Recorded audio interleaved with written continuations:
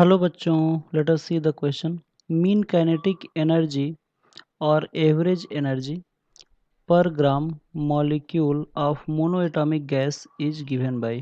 Question ये कर रहा है कि मीन काइनेटिक एनर्जी या फिर एवरेज एनर्जी पर gram molecule of monoatomic gas कौन सा होगा. चार ऑप्शन दिया है, सही ऑप्शन का हमें चुनाव करना है. फर्स्ट ऑप्शन में 3/2 RT, सेकेंड ऑप्शन में KT/2 और थर्ड ऑप्शन में RT/3 और फोर्थ ऑप्शन में KT/2 दिया हुआ है.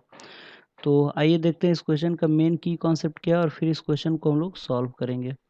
तो की कॉन्सेप्ट में हम लोग देखेंगे कि ये जो क्वेश्चन है वो किस फॉर्मूले के ऊपर बेस्ड है.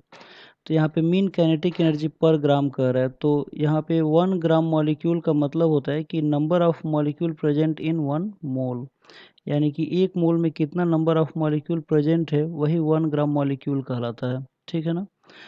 तो ये जो क्वेश्चन है वो average kinetic energy of monoatomic gas molecule के ऊपर बेस्ड है, यानी कि this question is based on mean kinetic energy per gram molecule of monoatomic gas.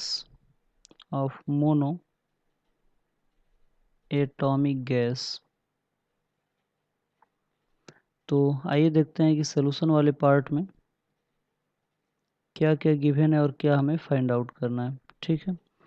तो सबसे पहले यहाँ पे 1 ग्राम मॉलिक्यूल का क्या मतलब होता है. तो यहाँ पे जो 1 ग्राम मॉलिक्यूल है, 1 ग्राम मॉलिक्यूल, इसका मतलब होता है कि कितना नंबर ऑफ मॉलिक्यूल 1 मोल में प्रेजेंट है. और ये आप लोगों को पता है कि एवोगैड्रो नंबर के बराबर होता है, यानी कि 6.022 इंटू 10⁻23 मॉलिक्यूल होता है. ठीक है. ये एवोगैड्रो नंबर भी कहते हैं इसको.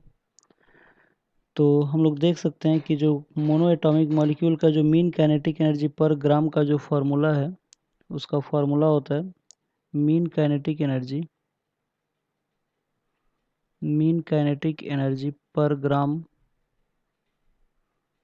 का जो फार्मूला होता है, इसका फार्मूला होता है 3/2 NKT. ठीक है. यहाँ पे जो n होता है वो नंबर ऑफ मॉलिक्यूल होता है और k यहाँ पे बोल्ट्जमैन कांस्टेंट होता है और t यहाँ पे क्या होता है, टेम्परेचर होता है. तो यहाँ पे आप लोग देख सकते हैं कि जो r होता है वो n इंटू k के बराबर होता है, यानी कि नंबर ऑफ मोल्स और यहाँ पे जो k बोल्ट्जमैन कांस्टेंट है उसके प्रोडक्ट को हम लोग गैस कांस्टेंट r कहते हैं. यानी कि जो यहाँ पे काइनेटिक एनर्जी का जो फॉर्मूला हो जाएगा वो हो जाएगा 3/2 RT. ठीक है. तो इस क्वेश्चन का जो सही आंसर होगा वो हो जाएगा 3/2 RT. R की जगह पे हमने क्या रख दिया, हमने रख दिया n इंटू के. तो इस क्वेश्चन का जो सही आंसर वो है 3/2 RT. तो आइए देखते हैं कौन सा ऑप्शन में सही आंसर दिया हुआ है. तो 3/2 RT जो है फर्स्ट ऑप्शन में ही दिया हुआ है, यानी कि इस क्वेश्चन का जो सही आंसर है वो हमारा फर्स्ट ऑप्शन है. तो आई होप आप लोगों को ये क्वेश्चन समझ में आया होगा. Thank you very much. Good luck.